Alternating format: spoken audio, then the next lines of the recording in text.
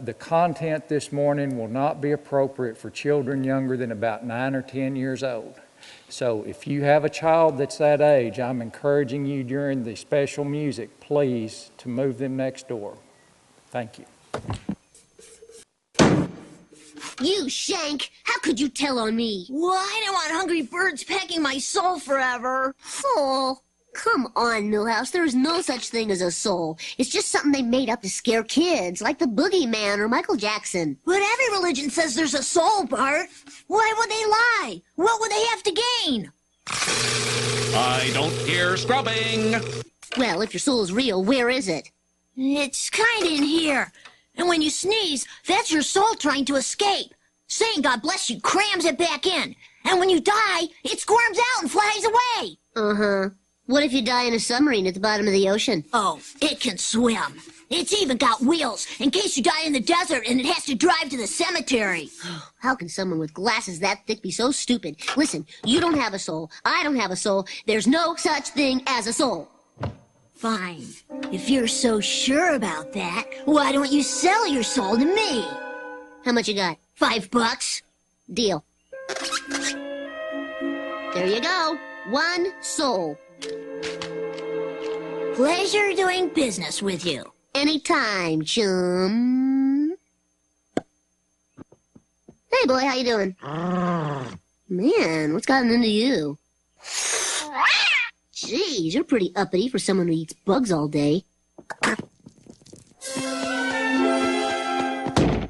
Stupid automatic door. Thank you, door. Ha! Some ice cream guy's gonna see that, and it'll blow his mind. Let me try. Way to breathe, no breath. This is getting weird. Sanjay to the entrance with the Windex. Sanjay to the entrance with the Windex. Hi, is Millhouse home? He's playing in the dirt with his army men. Oh, and a white piece of paper, I believe. Cover me, Sarge. I'm going after Bart's soul. If the Ayatollah can't have it, no one can. You know, Millhouse. Yes? Bet you're getting tired of that soul, huh? No. Suppose someone wanted to buy it from you. Oh, you want to buy it back, Bart? Sure, no problem. $50. What? Who's stupid now, huh? Rather interesting question this morning is as to whether or not a soul can be sold. Can we sell our soul?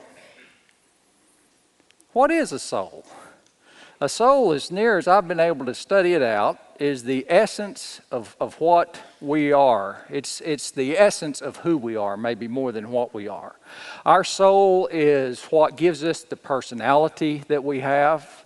Our soul is that which governs our emotions. Our soul is the very essence of our being. It is that which will pass into eternity, that will carry with it the mark of who we are, of who God created us to be. I'm not real sure that you can sell that. Even if someone said to you, I'll give you some money for your soul, I'm not real sure you can sell the essence of who you are. But here's an interesting question. Can a soul, even though it may not can be sold, can it be stolen? Can someone take it away from you? Now again, we might say no, probably not. And I'm not so sure that a soul can be stolen either. But I'll tell you what I do believe. I believe that a soul can be so badly warped and damaged. It can be so damaged as to make the person's soul, the essence of who they are, forever changed. And you might ask, what in the world could take a human being and at the very level of their soul change who they really are and how they respond to life and how they respond to other people, how they even respond to God? How in the world could anything possibly forever alter and change that? Well, there's a lot of things that can't. I mean, you know, sometimes if we get something stolen from us, I remember many years ago, Reggie and Terry Stewart's house was broken into. And Terry talked about feeling violated because of that theft. And yet, she's still Terry Stewart. It didn't change the essence of who she was.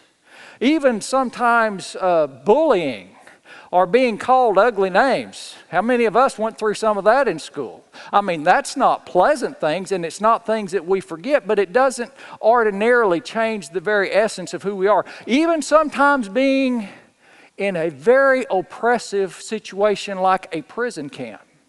As awful as that may be, and as threatening as it is to the soul, many times people still walk out of that with the essence of who they are. John McCain is an example of that. He was in a horrible situation in Vietnam, and yet he is still John McCain. It hasn't really changed the essence of who he is. And so the question might be this morning, what could possibly happen in the life of a person that is so fundamentally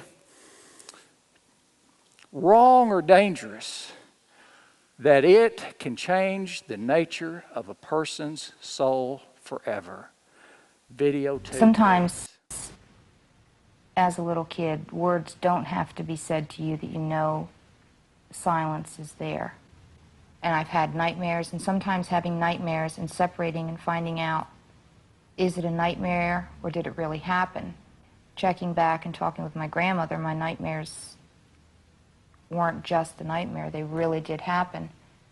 And somewhere around between the ages of 16 and 18 months old, my father was an extremely violent person. And at a very, very young age, I learned not to cry.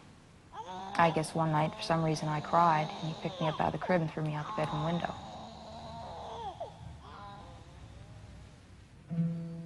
I was left with my father's brother, and started out with touching, but very quickly increased. And my father was the type of person you could never say to him, you didn't want to be there. You went there. If you said anything at all, you were beat. Everybody has this great thing, you leave your kid with a babysitter and you tell him to do what the babysitter tells you to do. My uncle tried everything. I guess I was his guinea pig, or he would try bottles, tried banana. And if at any time I flinched or cried, I'd end up in the closet. I was very lonely in the closet. And then just before I was 5,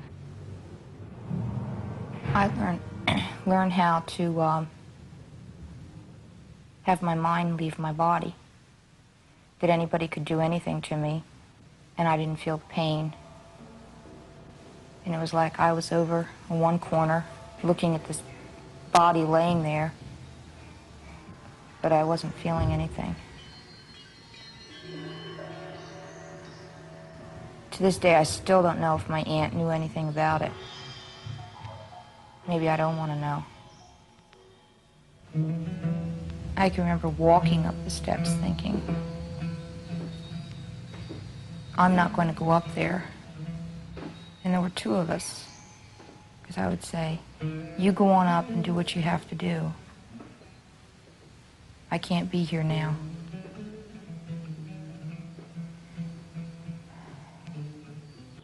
But the day I came home from the hospital, my father came in and said he had to take me for a car ride. I remember my mom putting a white sweatshirt on me. And my dad drove the car, and nothing was said. He drove quite a ways. And I can remember we got out of the car, and it seemed like this hill was, to me it was a mountain. It was so high to climb. Just gotten out of the hospital. I guess I was still weak, I don't know. I climbed up the mountain. Before I'd gone into the hospital, I had a pet goat. And I heard the goat crying out. And I thought my dad was taking me to see my goat. We get up to the top of the hill, and the goat was tied between two trees.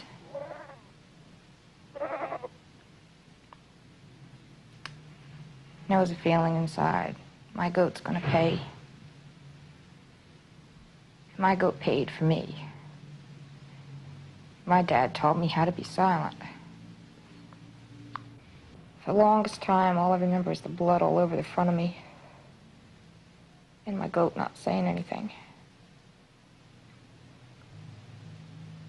And I didn't say anything. Guys, that's the way that a soul is forever changed. It can never be bought back. It can never be completely fixed. And I'm probably going to sit through some of this because I don't want to get up here and bounce around and be too high energy. I just want to talk to you.